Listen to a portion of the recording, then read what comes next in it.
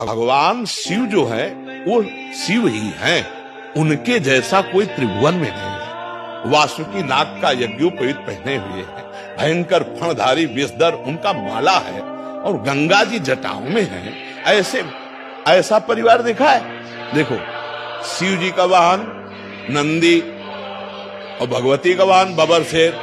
एक मिनट में नंदी को खा जाए, लेकिन दोनों चैन से रहते हैं। रहते अच्छा, हवा और आगे बढ़ो। कार्तिकेय जी का वाहन मयूर है ना।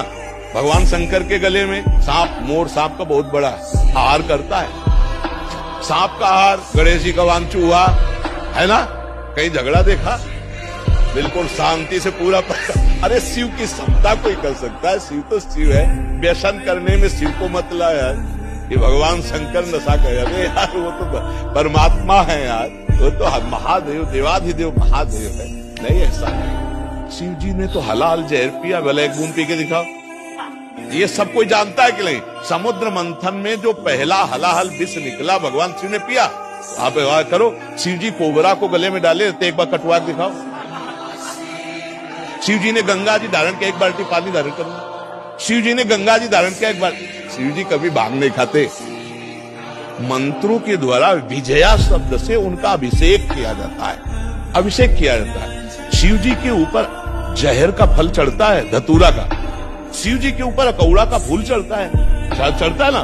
खा लो, जहर है, हलाहल जहर खा के तो दिखाओ। धतूरा का माला चढ़ता है। विश्वनाथ जी का वो पहले बैच में आए थे, वो लाते कभी कभी पूरा धतूर का माला।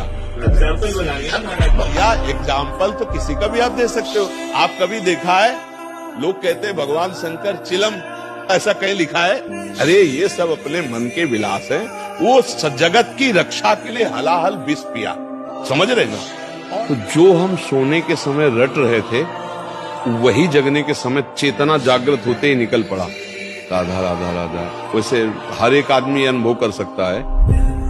ऐसे ही हमने मूर्छा के समय भी देखा, जब हमारे डायलिसिस के लिए ऑपरेशन हुआ, ये उदर वाला, फिर छाती का यहाँ ऑपरेशन, फिर हाथ का, तो यहाँ वाले में हमें बेहोश किया गया। तो हमें जब बेहोश करने को था तो हमने उनसे कहा था कि आप बेहोश करने के कुछ मिनट पहले हमें सूचित कर दीजिए कि मैं आपको बेहोश कर रहा हूँ। तो उन्होंने बताया कि बाबा अब हम इंजेक्शन लगाने वाले हैं। तो हम, जो हमारा चिंतन था, मानो मृत्यु का समय, हम ऐसे गाढ़ चिंतन किया। तो जो हम पद शुरू किए थे, तो जब हमारी मूर्छा भंग हुई तो अगली लाइन वही चल रही थी। शयन के समय, मूर्छा के समय, तो वही आप मूर्छा जैसा समझ लीजिए इसको।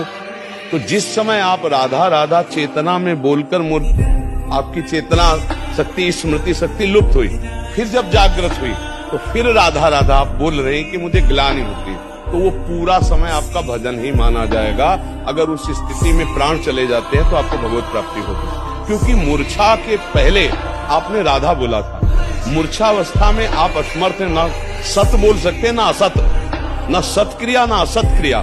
तो अब आपका राधा ही माना जाएगा वो प्रारंभ का, और उसी से भगवत प्राप्ति हो जाती है। जैसे कोई सुबह बोला राधा और बेहोश हो गया, अस्पताल में भर्ती हो गया, और उसे होश ही नहीं आया, समाप्त हो गया शाम तक, उसे भगवत प्राप्ति हो गई। क्योंकि अंतिम उसकी चेतना में पहली बार राधा जो निकला, फिर मूर्छित हो गया, तो उसका वही माना जाएगा अंतिम समय स्मरण, और उसी से भगवत प्राप्ति हो जाएगी।